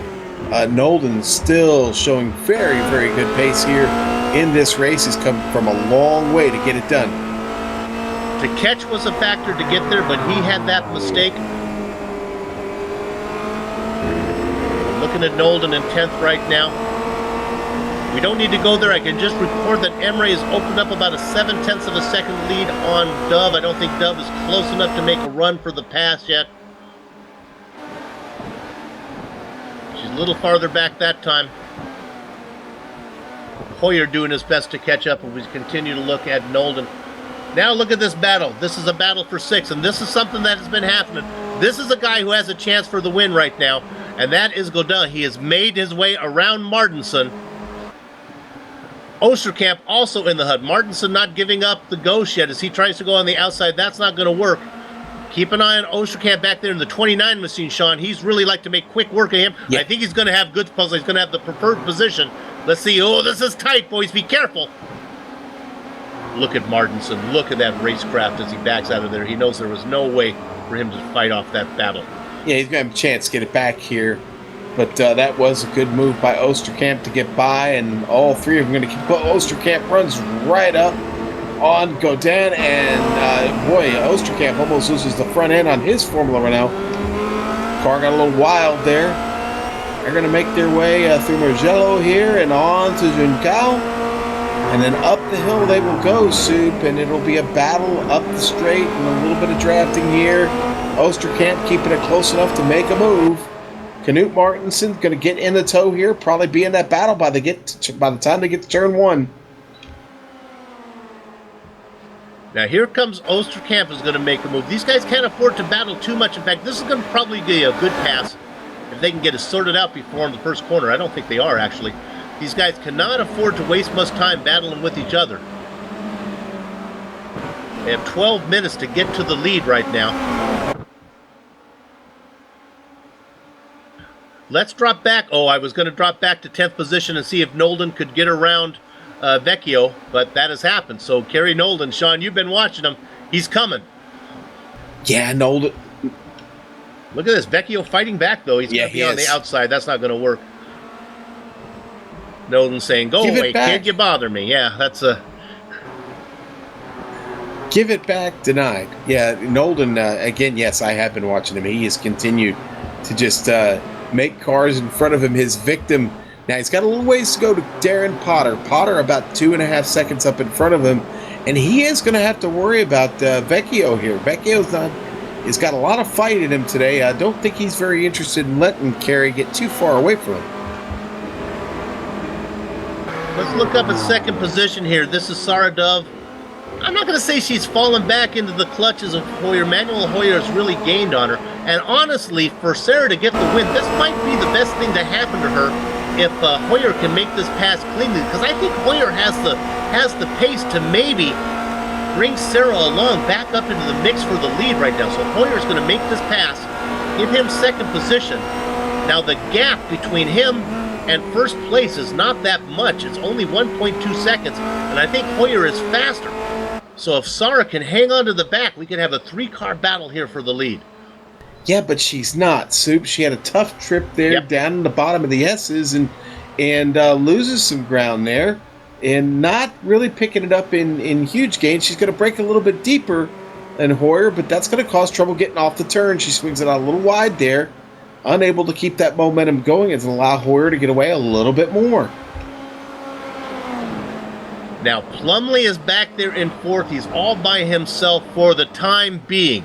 I'll give you that interval. It's 0.8 of a second, 0.7 of that. Giving this interval is pointless because it is being closed down faster than I can recite it. Here comes the Sharks, Godin and Osterkamp. They're going to be on the back of Plumley right now. This is why I love the sprint race. You got so many different agendas going on. Will there be enough time for Godin and Osterkamp to get to the leaders? Maybe.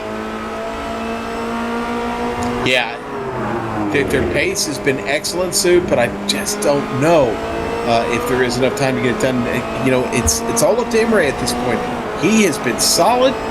If he continues to be solid, I don't know if they can catch him. But boy, Godin and Osterkamp having a really good battle here. Back up the straightaway they go again, down into turn 1. Sal Telemacchi had an issue. He spun it, and actually he put the car in the middle on the spin.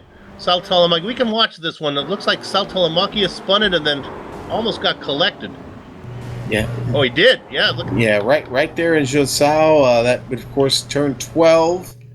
And Christoph Holstein, I think involved in that one. Holstein got him, and it was also Tierney and Lee Robinson also got parts of that as well.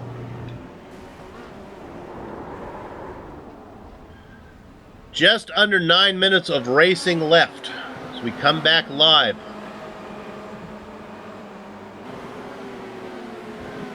Big mover so far, no surprise, 23 positions going to Kerry Nolden. I don't know if there's enough time for Nolden to get up and fight for the win, but it has been an impressive run, Sean, for him. It really has. And unfortunately, I think he's got a little bit too much traffic to get in front of, but he's reeled in Darren Potter, looking to set up Potter for a pass here. They'll head through turn 11 and over to 12. And it looks like Nolden going to have a really good chance to pick him up here as they head to this long, flat-out section. Got to get credit to the cars that these faster guys have had to go around. They have not gone down easy, and that's really made it tougher on these guys to get through. Some of these guys like Godin and Osterkamp, if they could have made shorter work of some of these guys they had to get around, they could be farther up. Nolden right now in that battle with Potter. And then another one fighting up just in front of him is going to be forming up pretty soon. And that's our two sharks, Osterkamp and Godin, going to be running down Plumley. Actually, it's going to be a 3-car. Oh, this is going to be real interesting. It's about to be a real battle here because there's Sarah Dove sitting there in third. And now they've kind of gotten up to her wing, and the game is on. So many things to keep track of. I thought that Hoyer would be fast enough to catch Emery. I was right. I thought Sarah Dove might be able to stay onto the coattails of Hoyer. I was wrong. Sarah has fallen back now to Plumley, and here comes Godin. These guys are going to eat them up. They've already got their way. Martinson watching the whole thing. We watch this battle. We have to keep an eye on the lead because that could happen as well. Right now, not close enough, not a challenge up there, but I think it'll happen soon. We'll stay on this one with Dove out in front. This is third, fourth. These two guys are inverted. Then the guys who are making their way through the field, Godin and Osterkamp. And Sean, it's not that far back before Kerry Nolden gets there as well. I know, and here I was thinking Nolden maybe didn't have enough to get there, but boy, Nolden really going to make this battle interesting here. What a great camera shot as we look on like that chase cam right now on the blimp. More like on a helicopter there coming through. Plumley now on the outside. Dove has lost that position. Dove fighting back behind his Godin. Osterkamp saying, listen, Jean-Francois, if you can't get around, let me have a shot at it. Dove now taking a peek to see if she can get her spot back. She's going to be on the outside. That's not going to work. That's going to open the door for Godin to tuck in. Look at Sarah Dove, though, fight, they touch. Going off into the wall is Plumley. We're going to go on board with Plumley. Sarah gives us sorry. I'm not sure if it was her fault. Looked like she was pretty far wide. Did she come back into him? I don't know. Sarah was pretty far off the track. Yeah. I mean, she was running her line. I'm going to be honest with you. That car didn't move left or right. It was turning through the turn smoothly. We have to make that judgment call quick. We don't mean to influence the IRT or the race stewards, but to me it looked like Sarah was about as far to the right as she could be. Meanwhile, Godin has got around her. Yeah, but Osterkamp now is the one trying to get around and almost made contact with Sarah there. They'll head down into turn 12, and it's going to get fun up the straightaway here. Osterkamp with a really, really good run out of turn 12 there, Sue. He's going to make that pass heading up the hill and to the left. So look who it is. Sarah Dove tucks back right in front of her buddy, Knut Martinson. They started on the front row together, and now here they are running 5th and 6th. Boy, and Kerry Nolden is still closing, Soup, with just under 5 minutes to go. Boy, Nolden is really in line right now. The current pace could get a podium out of this thing. Meanwhile, the gap for the lead is still holding at 1 second. It had got down to about 0.6 of a second. Emery fighting off Hoyer. It's about 4 seconds back to Godin, so Godin really has to pick him up and put him down. Running in third, Osterkamp. Dove and Martinson still fighting it out. Soup, have we talked about Gianni Vecchio enough? No, not hardly at all, huh? He's up 18 spots too, and just got by Darren Potter, made Darren look like he was standing still. Gianni is on the hammer here late in this race with just over 4 minutes to go. And to catch is back in the hunt, back there in 10th position, trying to pick up a few spots after his off.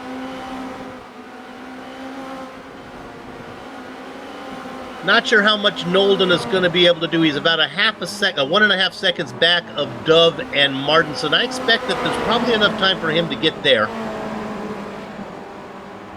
I think Godin and Osterkamp are probably in a battle between themselves. Don't think they're going to be able to get to Hoyer in second. And then Hoyer is saying, Soup, don't give up on me yet. I think I still got something for the lead here. Wow, Osterkamp and Godin side by side down through the S's, just attached at the hip. It's going to be Godin that gets out in front, though, down the straight, heading for Interlagos. Those two guys are like war buddies. They've been through the battle together. They went through the entire field. Knut Martinson just behind gets around Sarah Dove, and guess who's lurking back there, Sid? Yeah, Nolden, I think he has enough to get to both of those guys. Martinson and Dove, if they were smart, they'd behave. Maybe they can stay ahead of the guy coming quickly. So many things to watch. 0.8 of a second lead, Emre, as we watch right now. There's Dove. Look at that battle. You can see them all there. That's Dove in the middle. That's Martinson ahead. And here comes Kerry Nolden. When you can see them all on the same picture, Sean, that means that he's in the fight. Yes, indeed.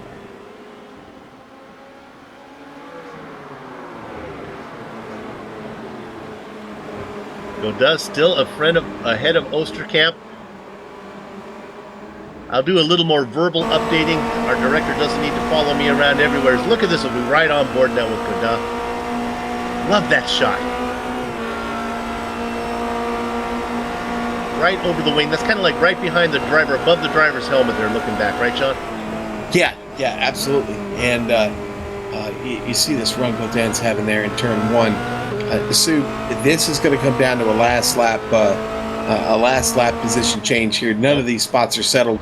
You still got Nolden back here fighting, still closing. Got Sarah Dove right in front of him, and Knut Martinson. He has caught them, and Soup with just under a minute and a half now. I predict there's about a lap and a half left of this race. I think we're going to get the white flag this time by. And actually, as fun as that battle is to look at, good, our director is there. We got to go up front because, Hoyer said, Soup, don't give up on me, and I think he was just saving his stuff to the end. 1:13 left. Now, I would think they're going to get the white flag this time by as they work their way through Duckbill into 11. And Sean, really, if you think about it, Hoyer's going to get one more bite of the apple, that is the best passing zone, down into 1. This is really, he needs to be... If he wants to get on the main straight, he didn't get a good exit there, did he? No, actually, it wasn't that bad, actually. No, he stayed right with him. Okay. Didn't lose any ground. It was just enough. Here we go. Now he's going to pick him up in the toe here up the hill. And back down the hill. So, Emre, do you take the defensive line? It looks like he's going to take that inside line. He's going to force Hoyer to go around the high side. Emre starts to drift over a little bit to get a better run into 1. Now the up and under, and it works. Oh, yeah. Boy, what a mistake there by Emre. That just cost him the race, Sue. He's got to fight back now. Got to find it within himself to go get it. So I think I'm gonna write that one as finished up for right now. We'll come back and look at it, but right now our new leader, Manuel Hoyer, he gets it done into corner number 1. Let's go down to third position. Here we go. This is Godin and Osterkamp. Osterkamp trying. This is where Sarah Dove had trouble. Look at the drive that he gets through there. Now into the horseshoe. There's just nowhere for him to go. The defensive line being taken by Godin. Osterkamp cannot find a way around. We watch our leaders. They're a long way away. We can stay back here for a while. Nolden got around Sarah Dove. He is up to 6th. Has a real chance to get Martinson. He'll have to hustle to get him before the start-finish line. This battle for 3rd. We'll keep an eye on the leaders right now. The leaders working through 12. And honestly, I think we might need to go there because Emre has fought back. There might be enough time. The start-finish line might get to him too soon. If there was just a little more time, I think Emre could do it. Here we come. Hoyer, he's got his skinny pedal all the way down to the floor right now, giving a run. doing the best he can to get there is Emery, but I think he's going to run out of time. Give the win to Hoyer. Second place to Emery. The rest of those guys, how are they wrapping up? It's going to be Godin and Osterkamp. Fifth spot, it's Martinson holding off Nolan by, my goodness, just a few tenths of a... Oh, my. Sarah Dove. Yeah. 1600ths of a second. Dove gets 7th. To catch makes his way up to 8th. Vecchio had a great run, 26th to 9th. The Magic Wand, Darren Potter, going to come home in 10th. Woo! Wow, what a race for Hoyer. What disappointment for Emery. Boy, that was unfortunate. I know some drivers like Gunnar Nienhaus and Christian Koch might have a different opinion of the sprint race, but from a fan's point of view, it is something to watch. This is the Global Sim Racing Channel. Now, don't go far away. What we're going to do is take a short break. Then we will come back and review lap number 1 that had those incidents. Then we'll run down the entire finishing order, talk to some drivers, and close up shop. Back in a few.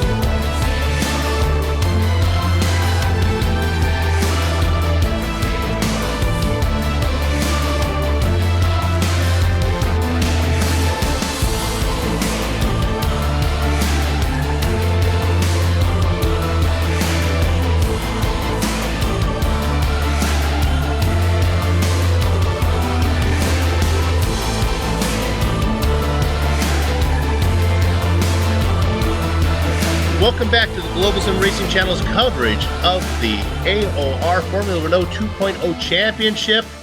We've just finished up the sprint race. That was exciting. What we're going to do right now is go ahead and review the first lap incidents that we weren't able to bring you right now. Which one are we going to look at first, Director?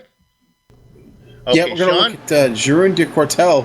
Now, makes it out of the S's just fine, and then makes the trip down to turn 1, and not turn 1, I'm sorry, but turn 4. That's where it gets real scary. De Cortel, the car is clean through the turn. You're going to see it here on the replay in just a moment. It then just breaks loose on him, gets around, and several cars avoid contact right there. He gets off and is able to get back on the track. That's where all the confusion starts, and then we move on, Sue. Then we're going to look on to this combination here that started with Dometer. He's in kind of the white and red car. Then on the inside, that's Reed.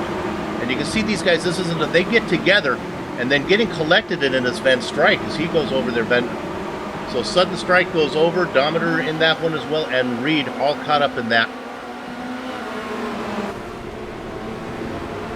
Now here's Nienhaus. We're looking at Gunnar involved in this one. Gunnar, well, look at the going on, and he gets caught up in it as well. Oh my goodness, this is a giant one going on there that we did miss. So yeah, we're going to look at that one more time from above. This will give you a good view of all the drivers that got caught up. Of course, Gunnar was the winner. Look at that as they start to tumble. Octopus putting on his socks. Too much to see what's going on as things are going everywhere. Well, yeah, that was a bit of a mess, Soup, and it really it took out I'd say probably about a third of the field there in the back, and they never, they didn't bother coming back on track once they rolled off there. Well, let's run down your finishing order then for the sprint race. With the exception to all that excitement that was going on back there, all the carnage, it was pretty darn exciting up front and clean. Manuel Hoyer was able to run down Evan Emre and get that win. Emre was not able to come back, although he did his very best. He's going to finish in second. We watched the Sharks work their way through the field. Jean-Francois Godin and Rene Osterkamp coming home third and fourth. Knut Martinson's going to start in the second position, going to come home in fifth. Kerry Nolden made a great run, 32nd to 6th, ran out of time. Sarah Dove, got to give a tip of a hat to her. She started on the pole, able to hang in there for 7th position. Christian Ketch had problems, but still was able to get 8th spot. The guy, probably the most underrated driver everyone didn't get enough attention, Sean, was Gianni Vecchio. Boy, he had a good run, 26th to 9th, and then in the top 10, Darren Potter. All right, then you'll go back to 11th. Another driver did a really good job today, just hanging on, Urka Lindstrom. But then we go to 12th, and that's Daniel Morris. Daniel was up 19 spots to take 12. Then right behind him, Yannick Nienhaus with a good drive here in the sprint race. Soup. He was up 20 spots to get to 13th. Andy Cowie going to finish 14th. Another driver up 14 spots. 15th is going to go to Robert Plumley. Phil Reed, 16th. 17th, Adam Tierney. He had some trouble, but recovered well. Still takes 17th, and then that's going to be Giron de Cortel. We saw the trouble he had, but he did recover enough to finish 18th. 19th, going to go to Bruno Dometer, and 20th is going to be Ben Scott today. Hidden Blackjack finishing on the lead lap, but unfortunately out of the points. Silvio Hurt, Jake Sperry right behind him, the final car on the lead lap. 23rd spot goes to Lawrence de Rijk. 24th and 25th, Michael Mittner. Mittner was just a non-presence today. He's finishing 6 laps down. Christoph Holstein in the 25th spot. 26th, 27th, and 28th goes to Lee Robinson, Vittorio Saltalamacchia, and the Flying V, Stevie Chambers. 29th and 30th, Sean, Christian Koch, who got caught up in those incidents, and Alexander Baldo. Sean? 31st, going to go to Luke White, Ty McLeod, 32nd. 33rd, Scott Newton. 34th, Alain Philippe Andre. And wow, all the way down there in 35th, Gunnar Nienhaus. Let's go ahead and do driver interviews. I'm fortunate enough, I'm going to get to talk to our sprint race winner. This is Manuel Hoyer. He's got a couple of these sprint race wins under his belt before. Manuel, nice run. You worked your way up from 8th, took your time, and you had your last bite of that turn 1 apple, I like to say, and you got it done. Yes, it was very hard with Evan. He had a very good pace, and also in the beginning to get through the field. I had a really good start to get close to the first three. Sarah was very fast today. And then the last laps were very hard with Evan. And I was so glad as I see that I can get through turn one and pass Evan, and I got a little heart attack, but I could finish the lap alive, and so take the win. I think you need to thank the creators of this track for putting the start-finish line where it was. If it was farther down that straight, I think Emery might have had something for you on that last lap. Yes, last straight we drove, I just was looking in the mirror. He comes closer and closer, and I could see his helmet on my mirrors. But I'm so happy that I could finish in front of him. I would also be lucky if Evan win his race, but we all are here to win, and yes. Yeah, I thought it was a great battle. It certainly was entertaining to watch, and we could see the storyline play out for the entire race as you were slowly getting there. Luckily, you were lucky in lots of ways where the start-finish line was, and you were lucky that they had that it was a 25-minute race and not a 20-minute race, because you needed every minute to get there. Of course, it was. So this part that it took 25 minutes, I'm very happy with it, but I'm happy that it's not 30 minutes. Yeah, one more lap, I think you might have been in trouble, because I think he was coming back on you. Of course, yes. Hey, congratulations. Thanks for coming in and talking with us, and congratulations on the win. Good luck the rest of the way. Thank you. I'm very happy that you do this job and make a very good job, I have to say, and see you next time. Manuel Hoyer. Well, I feel good talking to Manuel. I like Manuel. He's a good guy. Sean, who you got? Hey, listen, I've got Evan Emery. He's not going to be quite as happy as Manuel is. I got the happy guy. Good luck with yours. Oh no, Evan's going to be fine, but I'm sure you got to be a little bit disappointed with how that last lap unfolded there, Evan. Yes, certainly. I feel like crying, to be honest. But that was my 100th race in the league, and yeah, I got my first ever podium. But I was one lap away from winning the race and going absolutely crazy. But good job to Manuel. He caught me up and. Overtook me. Sadly, I made a mistake at turn one on the last lap, I think, and I got the run out of the last corner, but I needed to be a couple of tenths closer for a chance at him. But yeah, mixed feelings. Well, you had a really good fight with Sarah to start the race, and very, very patient to finally pull off that move. But when you did, you really started to pull away. Car really hooked up. After the feature race, I always feel like the pressure is off when it comes into the sprint race. So I drive better in the sprint race for some reason. But yeah, the car was pretty good.